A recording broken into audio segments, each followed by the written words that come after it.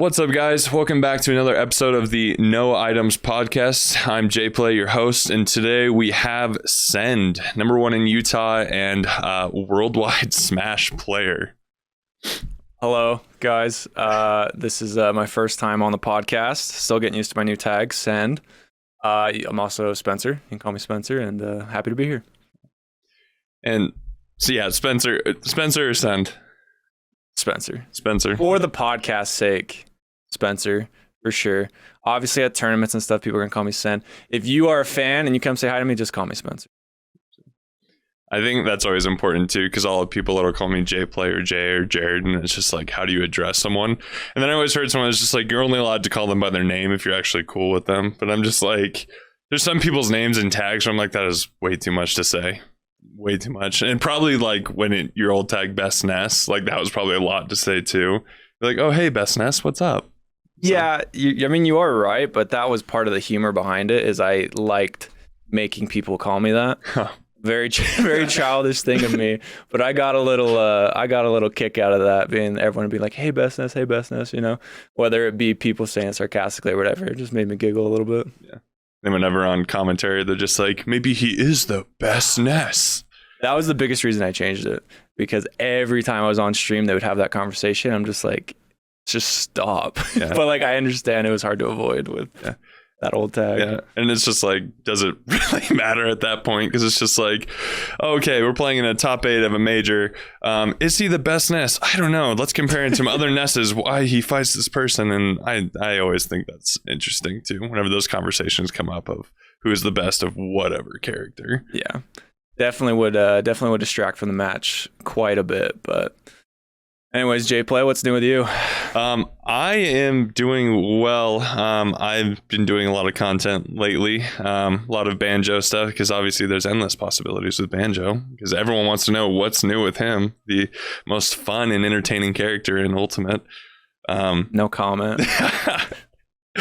No, I just keep trying to develop as much as I can with the character, and it's creative, and so I just keep trying to put out content because there's still, like, the character is still fresh. Like, sadly, people still don't understand how to use the character, but I do feel like as of late, like, as I watch tournaments like all around the country and everywhere, like, he's becoming a more relevant character in the meta, which is weird just because it's been a while. But like, I see multiple Banjos in every scene. Even here in Utah, there's a couple new ones which I had no idea until someone's like, they're the best Banjo in Utah. I'm like, that's great. Cool. Good for them. Yeah, I actually played the Walmart ESA Banjo. How was that? Yo 87. I'm giving him a name drop here that he probably does not deserve yet. But I played him. It was like winners finals, because that tournament is not relevant in the Utah scene yet. And I gave him a little bit of the Banjo ditto, and he's pretty good. I'll be honest. I watched some of him. He knows what he's doing. He knows how to spam some moves, use that Wonder Wing, you know? Yeah. I mean, I'm not going to compare you and him, but I don't know. He's pretty good. But yeah, you would know the Banjo meta more than I don't have any idea what's going on with that character. Yeah. For me, the most forgettable DLC. That's why I always... It's honestly true. He feels like a base roster character. He does. Like, it doesn't feel like, oh, this is a $5.99 character. It feels like, oh yeah, I played classic mode and I unlocked him. Yeah. Like, he doesn't have like all these crazy DLC things and gimmicks. Like, oh, he has Wonder Wing. Wonder Wing sucks. Wonder Wing is not a great move. Like, yeah. I don't know. But what's been new with you with Smash and everything going on? Yeah, just started traveling a bunch again, which it's been eye-opening for a couple of reasons. You know, we hit up Riptide, and that was very challenging for the mental. And then I just went to another event in Kansas. You fly into Kansas City, drive over to Kansas. And they got a great scene over there kind of starting to pop up. Great TOs, and they just invited me a couple of times, and you know, so Riptide was eye-opening. Like I said, like I just was there, and like we won doubles, right. Like we were talking about a little bit ago, and they were good wins too. It wasn't like random Joes. Like, it was good wins, like MK Leo, Sharp, who else? All right, little mic issues, guys. Don't make fun of us. So anyways, yeah, so you had some good wins at Riptide in doubles. Well, in doubles. We're talking about doubles. Cool, doubles. Yeah, doubles was great. I mean, obviously me and Luis have been teaming for now 3 years. I remember in Smash 4, I was like, Luis, team with me.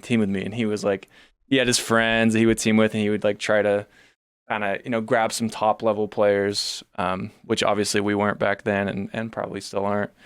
But finally, when Ultimate came out, we gave it a shot, and we were awful at the beginning, mostly because he was playing Dr. Mario. He was a Dr. Mario hero. Low tier hero. And he still gets called out for that. He's like, "Oh, you're the Dr. Mario." And he's like, "No, that's not me." I get wins now. He does. He's been farming. But no, the Palutena switch from him, now that he plays Palutena, was total game changer, because before we have Ness and Fox, which are like traditionally, glass cannons. Mm-hmm. And so now we kind of have someone to deal with the Game & Watches. And even the Luigis of the world, it's like, you got Fox and Ness off stage, it's like neither of you are getting back. Yeah. And so now the Palutena was really just like a super sturdy foundation for us, to where it's like, all right, we have a Game Watch on the screen, I can still go Ness. Whereas before it's like, Spencer, you can't go Ness if there's a Game Watch on the screen. So that was a huge game changer for us. And we had some great sets, and the synergy was there. Some of the best teams were missing, Light and Mars. We definitely have them on our radar for low tide. But every other team, I'm just like not scared of at all. I mean, and honestly, like, I don't know if you went back and like watched it all. I don't know if you do VOD review, but not for doubles. And singles, I could have mashed more right there. Definitely could have mashed more. Yeah. But like the commentators were like, they talked about like, this is how I found out about Best Nest was doubles in Smash 4 and then into Ultimate. So like, and like they raved about you guys as a team. And I remember even Tweak in his recent podcast was just like, the power of friendship prevails in that doubles team. And I mean, like, it's just like, it is very true. Like that synergy was so obvious. Like I remember a certain play where I was just like, wow. Because I don't remember if it was Epic Gabriel. Was it Epic Gabriel and Spargo? Yeah. So Epic Gabriel down through Louise, and he was just going to get the regular confirm, down throw into up air, up smash. And you literally just ran over, down tilted him, and ran back to the other guy. And I was just like, it was so simple, but it was just like, that is so smart and so aware of doubles. Like, it's just like, literally, it's just like, nope, you're not getting that conversion. I'm going to run back and continue neutral on the other side of the stage. Like, it's just like, those are things like you just have to understand. And like, does that come natural, or is that more like, each other, how each other's plays? Like, I got your back. Like, what is it? I mean, it's tough to say. And that's the one thing I kind of forgot how to do in doubles, is the reason we lost in winners is because both of us were like, so just like one-minded. We were like, all right, like, I'll take Gabe. I'm better against Gabe. You take Spargo. And like, that's how we were playing it. And then just something kind of clicked when we were in losers. I was like, no, like, I'm supposed to, this is me. This is my job. Like, I'm supposed to be doing this, and Luis is supposed to be the rock. And so that's the one thing that kind of clicked. But I mean, like you said, dating back to Smash 4, I really always have been a doubles guy. Not that that's like a title I love. But like my first event, I was like, when is doubles? Like me and Frozen, if he was a Utah legend, drunk Frozen, don't get us started on him. But we went to the event and we were literally just going to do doubles. Like, and then they were like, hey, so like, you're not going to make any money for doubles. And I was like, oh, well, like, I'll try singles. But that's a whole nother story. And so it's like, dating back, it was like, we're going for doubles and we love teaming together, and it was way more fun. And we always kind of clicked early on. And then when we started traveling, like, I would just completely poop the bed in singles, and then we would like win doubles. Yeah. And so it's like we the trip would be worth it, and then I could continue to get that singles practice. When my mind started to shift, it's like, all right, well, you probably should focus on singles. But I mean, doubles has always been the thing. And I mean, Smash 4, those are my only good wins were doubles, so they're not really, don't count. Yeah. So they don't count. So do you think like kind of just doubles was kind of your thing in Smash 4, and even like still like you hold that, like, people consider you guys like a top team, like you guys are a team to beat? Like, is it kind of like just having a team, having a partner there with you that makes it like you're super hyper focused in, you work together, versus singles where you're alone? Or is there anything that kind of clicks, or is it just kind of like being able to play in that environment where it is like, it's not as calculated as singles, or maybe it is? Like, I haven't played tons of doubles. Like, I love watching doubles, but like what makes a difference, do you think? I'm sure it's different for everyone. Like, there's definitely a few people, and I won't really drop any names, who are like, all right, like, I'm a top 10 player. I'm going to team with another top 10 player, and we're just going to like walk over everyone. And, whether that's because they're bored or they want the little extra money or whatever. And that's fine. And they've earned that with their skill level. But for me, like doubles, it's just always been, it's obviously way easy to not get as nervous. I mean, for multiple reasons, you got your teammate right there. There's less to worry about when you're, when you're in disadvantage and all that stuff. You can be like, help. And so the nerves are kind of gone for me. And then another thing I've started to really kind of tap into is like, I need to be excited for events to do well. And because it's Luis and because he's my best friend in Smash and not in Smash, it's so easy to be like, man, I'm so excited to just sit down with Luis and play Smash. Whereas like singles lately for me has been way hard to get excited for, which you might have seen at some Utah locals. I'm just kind of is it burnout or what is it?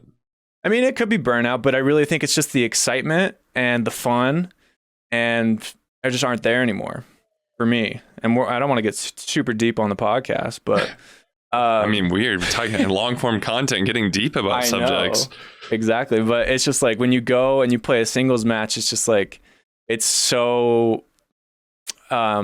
It's a lot easier to just get lost in your head and start thinking about like, oh, like what does this person think of me? Like, do they not like my stream, or what have they heard about me? Or how well do they know the Nest matchup? And are they playing a DLC broken character? Just all that stupid stuff. All that stuff in doubles is just non-existent. And I'm not saying doubles is the superior competitive format, because I don't think that it is. But I do think that singles, if your mental is not there, it's just you're gone. Yeah. And for me, it's just been way harder to get like excited to like, all right, I'm ready to go. Like sometimes I can do it, but it's been harder. No.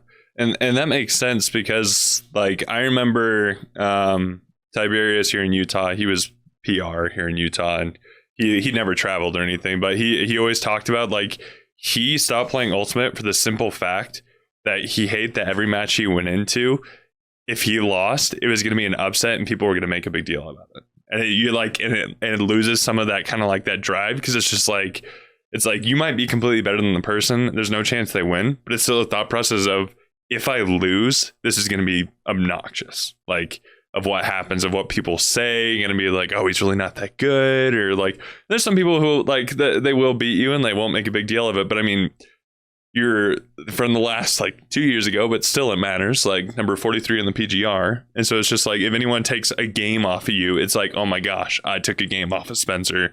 Like, this is insane. And it's just like, okay, I messed up an option, or I messed this up. Like, and it's just like, because everyone can like play poorly, but I agree that like mentality is such a big part of it. Because it's just like, for me personally, like I haven't traveled much. Like it's just here in local scene for me. But I was like, for TZL Utah grassroots team, like I was just a streamer, and I started doing really well at tournaments. Like I was getting like to like top 12, top 8 at like all the tournaments I was going to, and I was doing super well. Then they're like, you're doing super well, you're getting these good wins, we want you to become a player. So as soon as I became a player, I got in my head and I was like, I have to do well, or else everyone's going to think you're just a streamer, you just make content, you're not meant to play competitively. And so it is totally a mental game. It was just like, if you psych yourself out, you're already losing before the game starts. Yeah. And it's just like, and once again, it's like people will want to invalidate that so quickly if they have anything against you of any degree. And I think it's too, like you said, like character things. Like every time I sit down, I'm like, they hate that they're playing me right now. They are absolutely like so annoyed that they have to play me. And it's just like, that's the reality. And like, yeah, you have to deal with that with whatever character you play. And then if you do get a good win, like I know it's happened with Ness, like I've seen it, is they invalidate it and be like, oh, because their character's mashy. Oh, because their character can do this. Oh, because they can do that. And so it's like, how have you overcome that then? How have you overcome those mental blocks? And how do you, well, how do you plan on overcoming those? I mean, obviously I'm currently, I'm kind of going through it, as they would say. But like you said, both of our characters did not get a good reputation. I don't know, can't speak right now, through Wi-Fi. Like right. Wi-Fi was obviously so great for me in a lot of ways, and for you can focus on the stream, whatever, but Banjo and Ness are just very hated right now. Like they're like, okay, Wi-Fi mashers, like that's what that character is. And how I don't know how I'm working through it is just like, I don't know. To be honest with you, I don't have an answer. Like I have been to a lot of tournaments. Right. Like, I don't know if you realize how many tournaments I have attended. Over the years, I've been competing probably, twice as long as you. Oh, probably And- longer, because I started Yeah. at like 2019 taking it seriously. Yeah, I mean 2016 for me. So, and I've been to so many tournaments. Like, I used to be, the Krieg and the Splash Daddies. Like, Where it's like you were at I'm every at 4 single locals tournament a week. Yeah. Yeah, like easily. And now you're lucky if you see me at 1.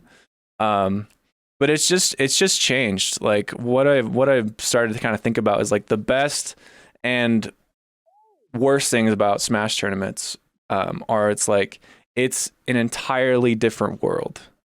And by that I mean, like, if you're at a Smash tournament, it's like unlike anything else. It's just like you walk into a different world. Am I making sense here? I think so, yeah. And so it's like when you are thinking about like anything else, whether it's you're thinking about like school or, like at Riptide, like I had some home stuff that happened that I just like couldn't deal with. And I was just like, man, like what, like, and just like the second you start to think about like real life stuff, Yeah.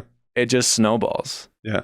And so what I've been working on is just like time management, like prioritizing what I need to prioritize, and then just hopefully at the end of the day leaving some time for Smash that I can just go 100% into Smash.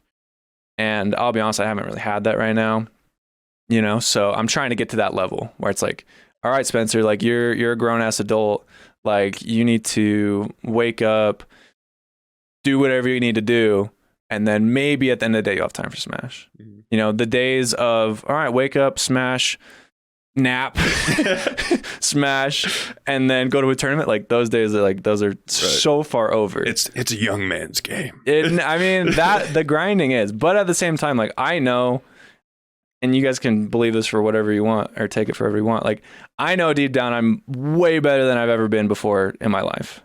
And I'm super knowledgeable and I know that I have it in me, but it's just taking care of all the steps towards there and just being able to, like, when the moment comes, just strike.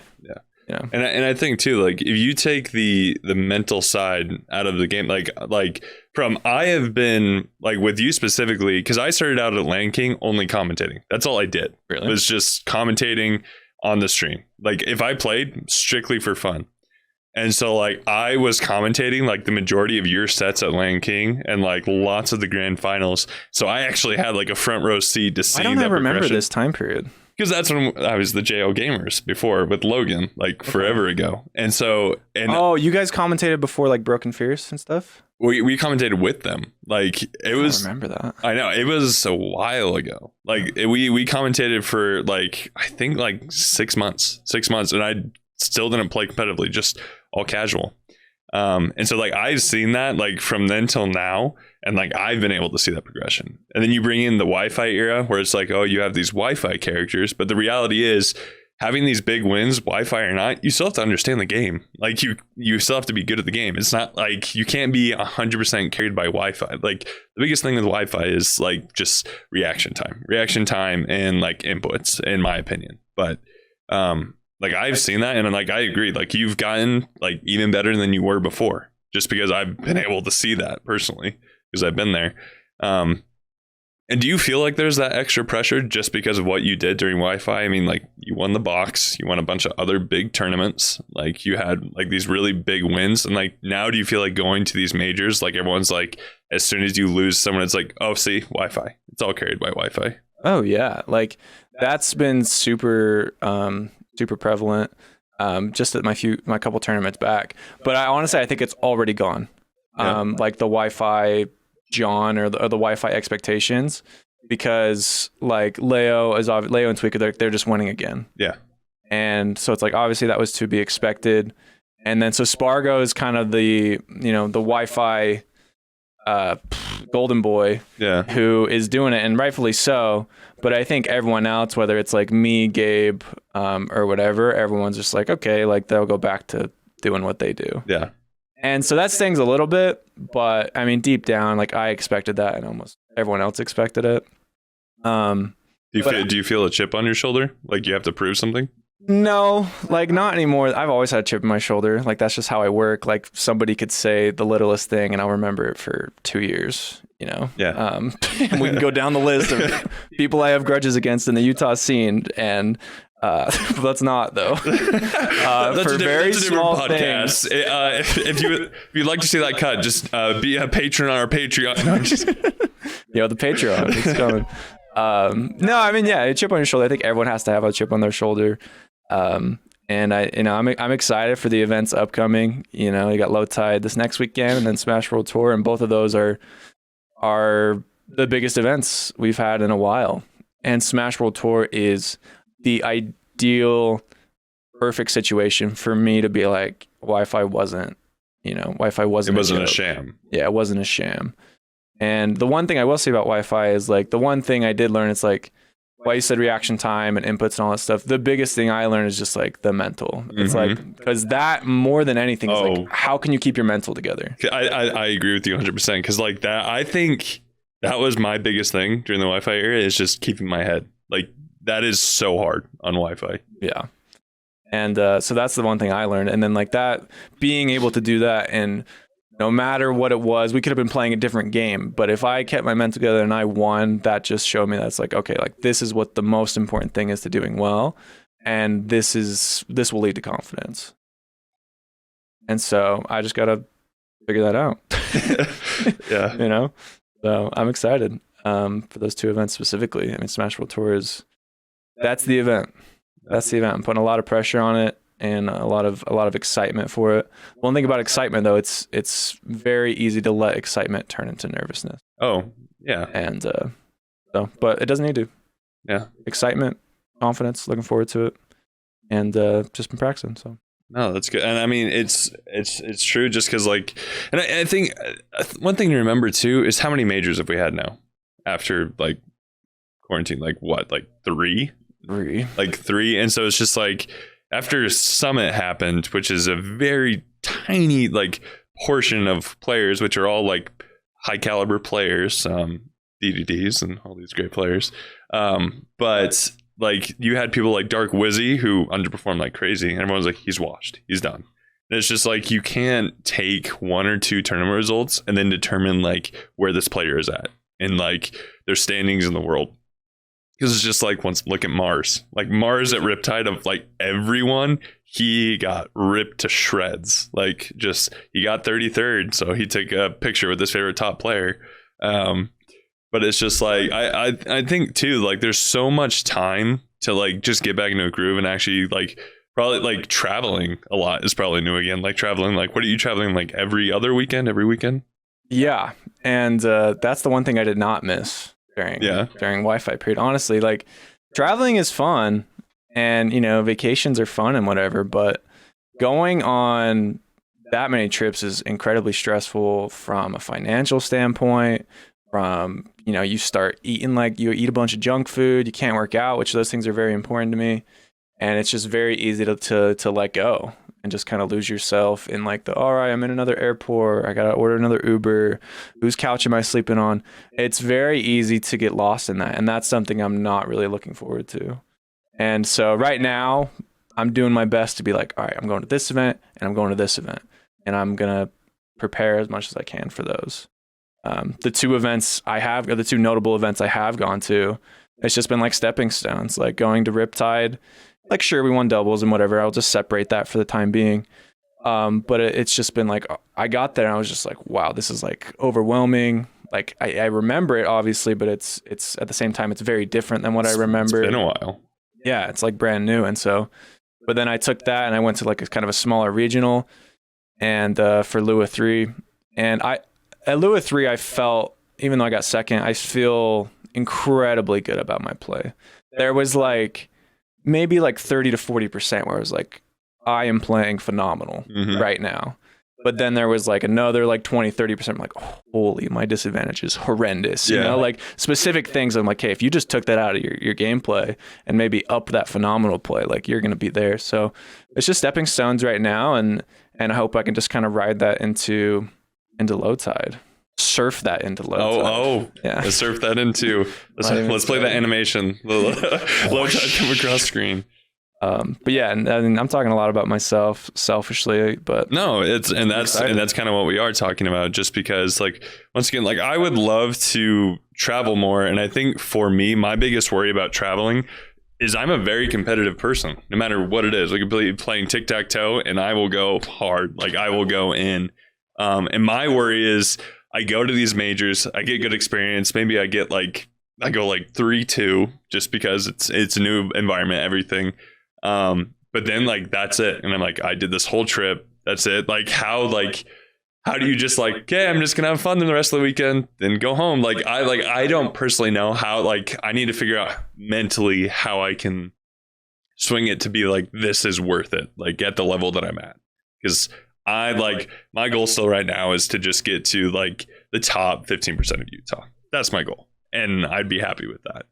But it's just like how do you deal with that? Like, especially because at Riptide, like you said, you didn't perform how you wanted to in singles. How do you just get over that and try to enjoy the weekend, or do you enjoy the weekend?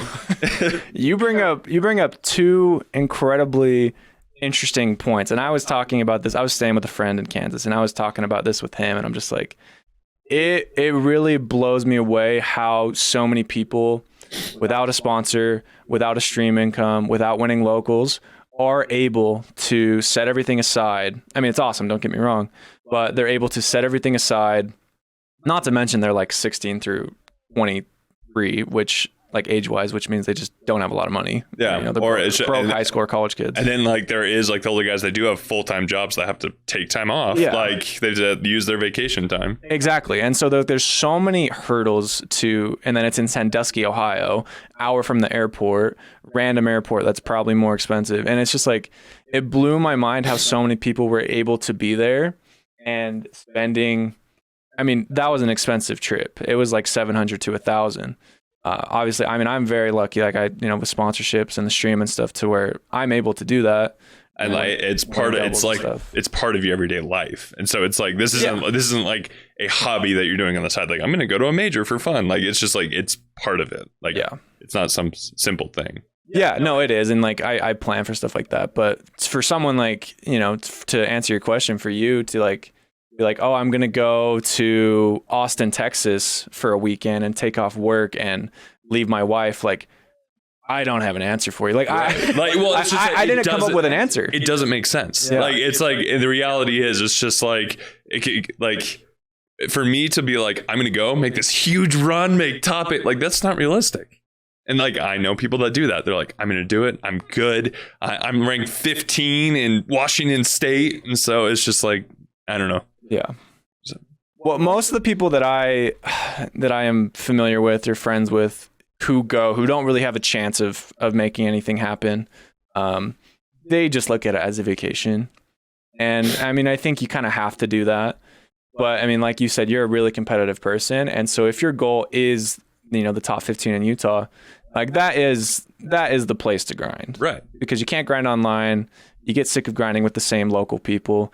And so it's like, that's what I do when I inevitably lose in singles, is obviously I get mad, I get sad or whatever. But then just like instantly, I'm like, all right, I'm just going to like, what I've always said is like torture myself. Not recommended, but I'm just like, all right, I'm going to torture myself. I go grab a setup and I just play 10 hours straight. And that's the only setting, because, call back to what I said earlier, you are in a different world where it's like, you can do that. And like, that's why you're there. So it's like, I don't have to worry about eating. I don't have to worry about going to the gym. I don't have to worry about you're setting apart this weekend. Like, this is what this is meant for. Yeah. And so like, personally, that's what I've always done. And that's definitely when I see the most improvement. Like if you just day one of Riptide, how I was playing, to day 4 of Riptide, it was like exponentially just like different levels. Like I was a different person. And so that's personally what I do. And I wouldn't necessarily recommend it because it's not the most fun. Right. And it's like, I sit down, I'm not much of a chatter, especially with strangers. And so I'm just like, all right, dude, like let's money match. And that's like it. And then I'm just like headphones on and I just play. Yeah. And it's like, that's what I look forward to most, but it's also like a form of self-torture. Yeah. Well, I mean, cause like we've played basketball together too. And like, I know you're a competitive person too. Yeah. And you like winning. Like that competitive spirit, like in those things, like you like winning and you want to do everything that you can to win. Like if I like Land King is like one of the biggest locals in the country, like even after quarantine, like 100 people every week. Yeah. Like I could get top 8 at Land King. I still wouldn't be okay with that. I'd still be like, no, like I want to keep going. And so it's just like, it would need to be that experience of like, I'm going to like this tournament to grind. Like, it's not like I'm not trying to place. I'm just going to grind. And I think that's an important mentality for a lot of people. Because I remember talking to someone, they're like, well, I don't know if I can go because I don't know if I can stay on Sunday for like top 32. And when it's just like, you're not going to make top 32. Like I can tell you that right. And like not being mean, it's just the reality. Like you're not at that level. And so I think, yeah, like going into it, having realistic expectations for whatever skill level player you are is important. And also like you said, making the best of the weekend, like using it as like that grinding period, because if you do play with the same people over and over and over again, you're not getting real practice. You just know each other's habits at that point. Like, it's not like, what am I doing new? It's just be like, I'm going to exploit their habit, or I'm going to do this different, or like, but it's not true. Like, I have to adapt. I have to improve. It's just be like, they have a spot dodge habit. I'm going to hold a rapid jab or something like that.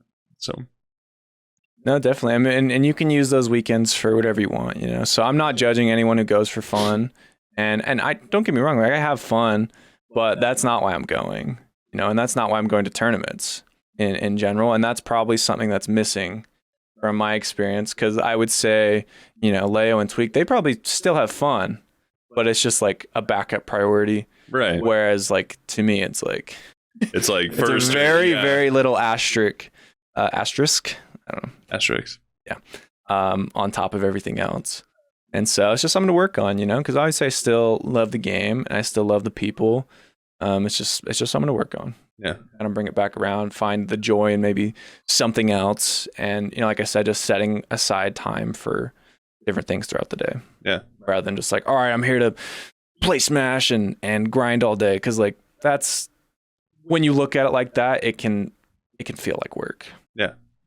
And it's true. Like it's a different experience, and just got to be in the right mindset. Got to have the right expectation. Like for people that like want to go for fun for vacation, that's great. But once again, you got to realize what you're going for. Because if you're going to drop $1,000 to travel, like, and you're 16, which how are 16-year-olds doing that? Like Parents. Like I know, but I'm like, what parents are just like, oh, you want, yeah, get out of the house for the weekend? Yeah, I'm like, okay, cool, yep, that's totally fine.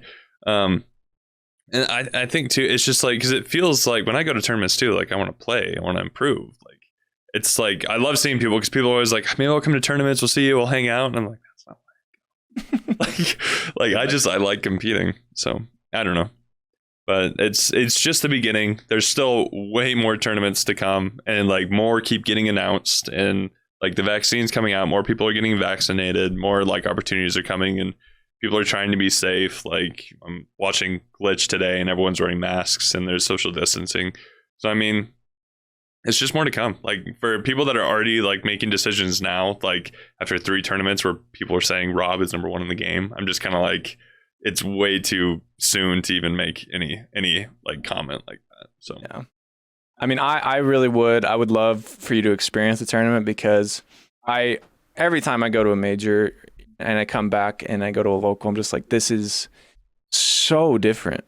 And you know, in a lot of ways, it's just like, it's hard to explain, but it really just is so different. Everyone's looking at the game differently, and everyone's talking about the game differently, and there's just a lot more you know, excitement, kind of like I said before. And I don't think anyone is excited about, you know, watching Smash at a local, or something, a lot of times even playing. And so I mean, I would love for you to experience it at least once. And I know you said like you have all these hurdles to go to, and all that stuff, you know, work, wife, whatever, but I think you should just pick one and go. Yeah. Whether you should go Genesis, honestly. That's the one. Is Genesis in California, right? Yeah, they just moved it back to San Jose from Oakland, which is a significant upgrade. Yeah. The Oakland ones were tough. It was like, don't leave the hotel. Same with the Detroit ones. It's just stay in the hotel. I definitely want to go. And I think the nice thing is Camille loves traveling. And like I once asked her, I was like, so there's a bunch of tournaments out of state. Like, would you want to go with me? She's like, yes, I would love to go. Really? Yeah, she was just like, she just said, she's like, oh yeah, I'd love to go. Because she'd be like, you go play and I'll just go do whatever. And I'm like, okay, sure. Like, yeah, I definitely love to. And it's an experience definitely like I want to have. And I mean, like if I improve, sure, like I can take it to that level. Just go. But yeah, I definitely want to. And it'd be cool meeting people like too, like that, you know, from out of state if they go to. Are you ever kind of worried about that? Like meeting people that you've known through the internet or maybe people from your stream or things like that? Or is it just kind of like, it is what it is? Am I ever worried about it? Well, not worried. Well, I guess apprehensive, just like of what the experience is going to be like. I mean, I'm a pretty apprehensive person. Pretty standoffish. I'm working on it. I don't know. At Riptide, for one example, I took a risk, and there was someone I met from my stream, and he was wearing. I tried merch recently. Right. Didn't go over too well. Well, no. Now I'm working on new merch, but there was like a middle merch that I literally had out for like 2 days. Okay. Was it like with the new rebrand with Send and everything? Or no, it was before that. It was like before I switched and everything. And he had it, and I was like, "How do you have that?" And he was wearing it. I was like, "Okay, this guy's either like a diehard, or a super fan weirdo, or like he's wearing it ironically." Right. And it turns out he's wearing it ironically, and he was just a total gem of a person. We hung out all weekend, and that was awesome. But experiences like that aren't too common. Right. It's usually just like, you know, it's just like, how good are you at talking to a stranger? Personally, it's not one of my strong suits. So it's like if I meet someone and they're like, "Hey, it's GG." I'm trying to think of a tag here. It's like you know, Banjo lover from your stream, like, and I'm just like, "Oh, like hey," and I always ask like, "Oh, like what's your name?" And they tell me to tag. I'm like, "No, like what's your real name?" Because I'm done with tags. Well, the thing is, like, I always find that slightly awkward because it's just like I'm just meeting you. Yeah. Like it's just like you can know my real name, but at the same time, it's just kind of like. Okay, lots of questions. Like, yeah. Well, I'm just always like, oh, they know my real name. Yeah. But even so, I'm just like, oh, what's your real name? And then I'm like, oh, I'm Spencer. And I just kind of like, and they're always like, I know. And I'm like, oh, well, it's still nice to just like introduce yourself, you know, and like give them that hall pass to call you by your name. But then usually it's just like, that's usually the end of it. Yeah. And then I'm like, my next question is like, oh, like, how'd you do in bracket? You know, knowing well, me and them in this case probably didn't do very well. And then I'm just like, okay, like, and I don't usually ask them to money match because I'm, you know, they probably like support the stream and that's awesome and stuff. But I'm like, you want to like, I usually still do well, because that's like that's the only like logical like, oh, they probably want to play. Yeah, it's like, do you want to play? Like, what, what do you do? Like, and then that's usually the end of it. That's usually the end of my interactions. I ask them their name, ask them how they did, and then like I kind of give it up to them to take it from there. Not that they like need to impress me or whatever, but I'm kind of like, okay, like you came up to me, like, do you want whatever it is? Like, not that you need to ask me for a picture, but that's like a common thing. It's like, all right, do they want a picture? Do they want to like ask me about a matchup? Don't do that, by the way. I don't want to answer that at a tournament. I'm curious why. It just bothers me because it's pointless. It's just like pointless knowledge. Okay. Yeah. Like Byleth and Diddy got first and second, just like it doesn't matter. I really quick, just want to say, I'm not a top player. Matchup charts don't matter in this game. Yeah. Just gonna throw it out there. They do not matter. Exactly. And so it's like, if you ask me that question, I'm going to lose interest in you very, very quickly. Yeah. And not to be rude, but it's just like, and I think too, like if the only thing you can talk about is Smash, it'll die very quickly. Yeah. Like, and that's kind of what happens usually. Yeah. And so, but yeah. Oh, there was something else I was going to say, but anyways, over to you. I forgot. Well, no, the one experience this was the strangest experience too. And it made me realize too that just like, you never know like where internet influence is going to happen, because like a month or two ago, I was just at Target like 9:30 p.m. at night, and I was like, I want some cereal. So I went and bought like 2 bags of Colossal Crunch, a gallon of milk. I'm wearing like gym shorts and some sliders. I'm standing in line. This guy comes up behind me and goes, "Are you Jay Play?" And I was just like, I was like, I don't know you. You're not in the Utah scene. And I was like, yeah, I am. He's like, oh, I'm so-and-so. I follow you on Instagram. I'm from Texas. And I'm like, what? I'm just like, and it wasn't like an embarrassing thing, but I was just kind of like, in that moment, it's like you kind of have to not be on, but like you just have to be able to be like talk to the person, because it's just like you don't want like, no matter how big you are, if someone's a fan of like your content and things like that, you never want to be like, oh hi, cool, see ya. Like you want to be like talk to them and things. And it was actually pretty cool. Like he's a really cool guy. We talked for a couple minutes. He actually came to a local tournament after that. Like, and so it was cool, but it's just so weird. Like it's just so weird knowing that there's another human being that just like enjoys what you do. Yeah. That's probably the weirdest one I've experienced. Like I've had others here locally in Utah that have been like, oh, you're J-Play, I love your stream, like, which is fine because it's like it's here in Utah, it's whatever. But it's like when it was a guy literally from Texas who's visiting Utah, just weird. Yeah, just so weird. Just randomly at Target, he met his favorite YouTuber. Yeah, I know. Probably made his day. Yeah. I was just like, I laughed. Well, this is the funny part. So he knew me from Instagram, and so I was like, what's your tag on Instagram? And he's like, oh, it's this. So I was like, okay. 10 minutes later, I checked my Instagram.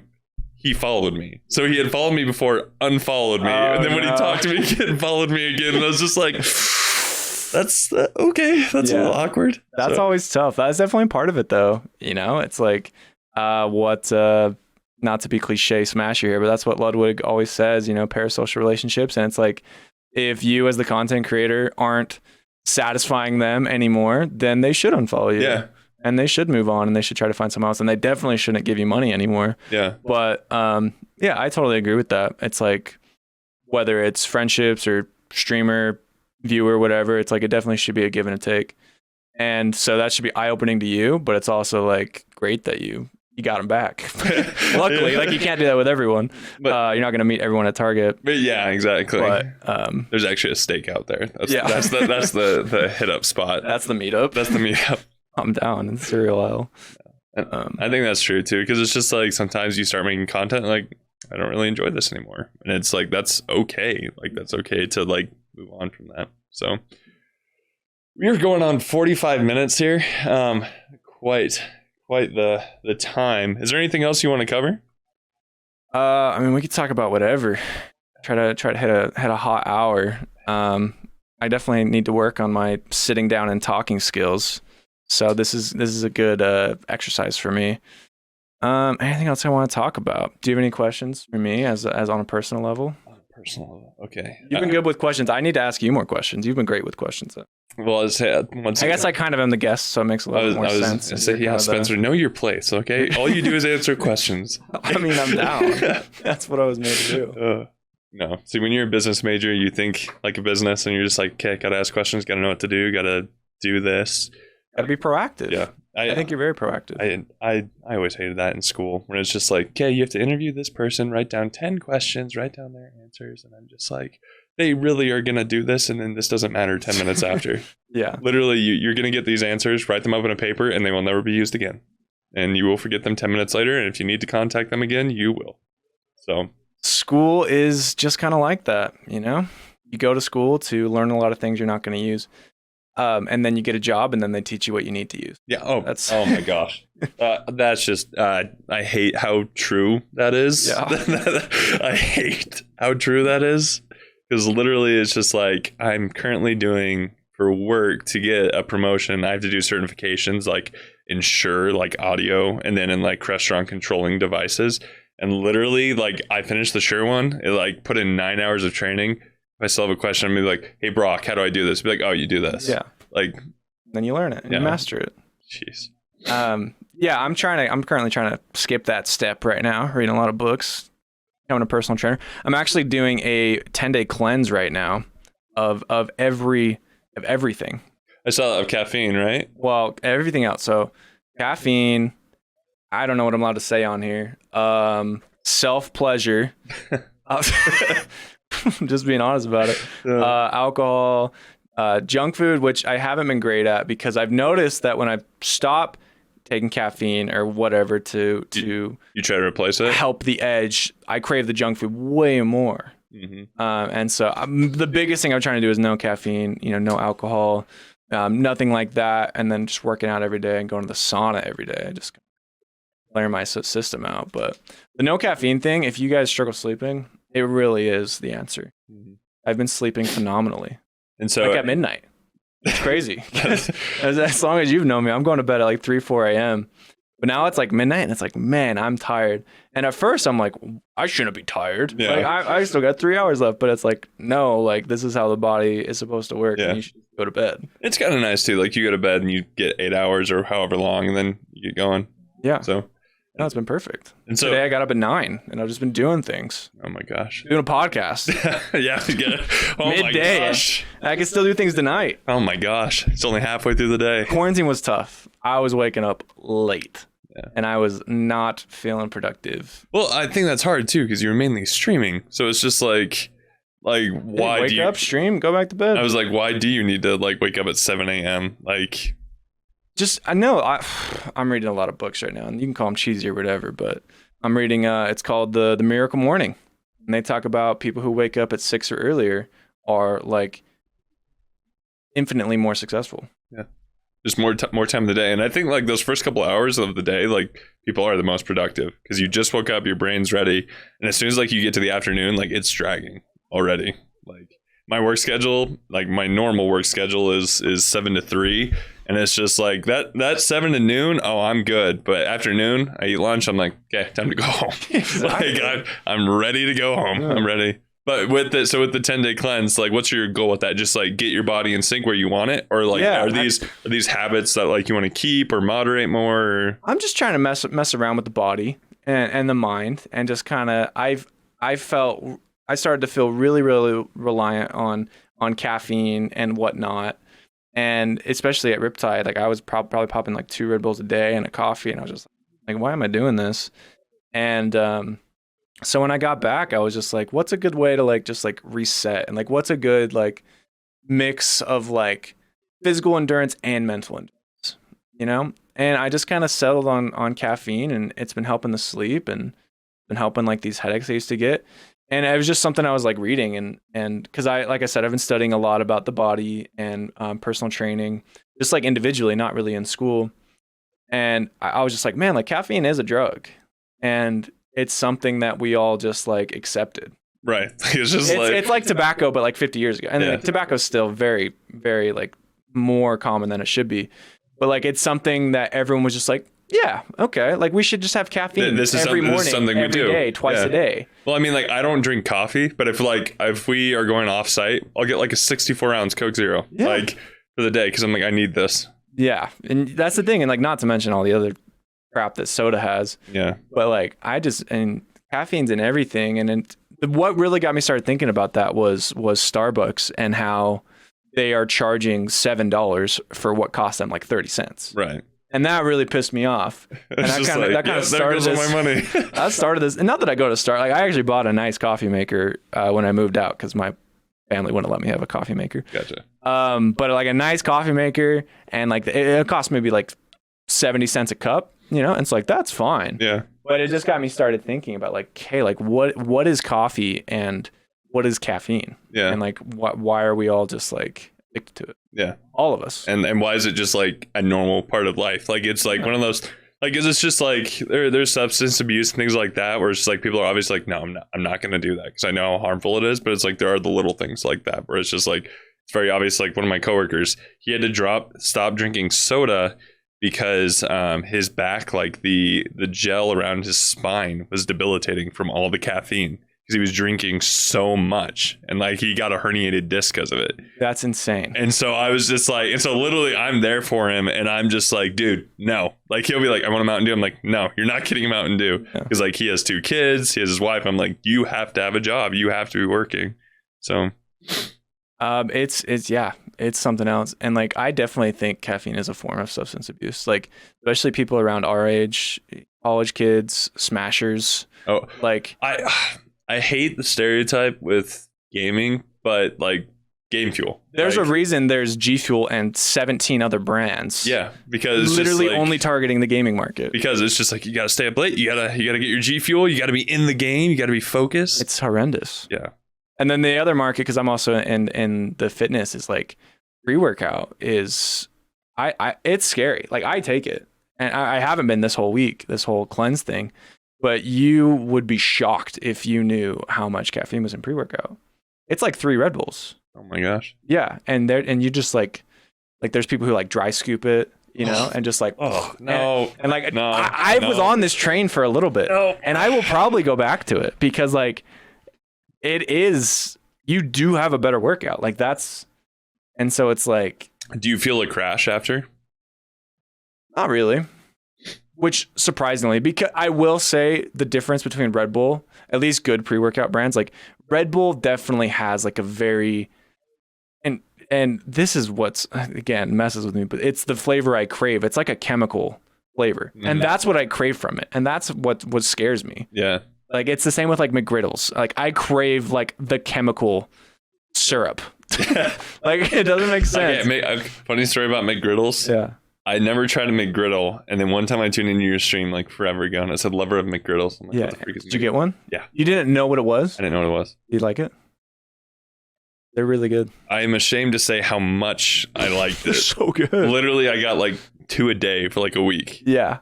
And then after that, I was like, I can't do this anymore. Yeah. And then like I'll get them once in a while now, but like, and I'll get it, and immediately after I'm like, oh my that's gosh. a nap food. You need a nap. Like wake up first thing in the morning. Oh, nice for breakfast. And me, I was like, yeah, I'm gonna go back to bed. Like it's No, that's look. My parents did a good job raising me for this one reason is I didn't have a McGriddle until I was 18. So good on them.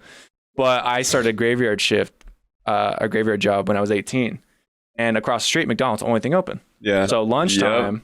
I was like, man, what is I didn't know. I was like, what is a McGriddle? You know, I was getting like hot and spicy and whatever. I was like, I'll try a McGriddle. You know, same thing, 2 a day for like a year. Like no joke.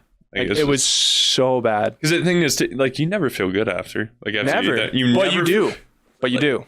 Like no, like you don't feel good, but you feel good. Yeah. But and the thing is, you're like, oh, I don't want that again. Then like next day, I'm craving that. I want that. Exactly. The only thing that doesn't feel good is like you feel the guilt. And like your stomach is definitely, but your stomach feels full.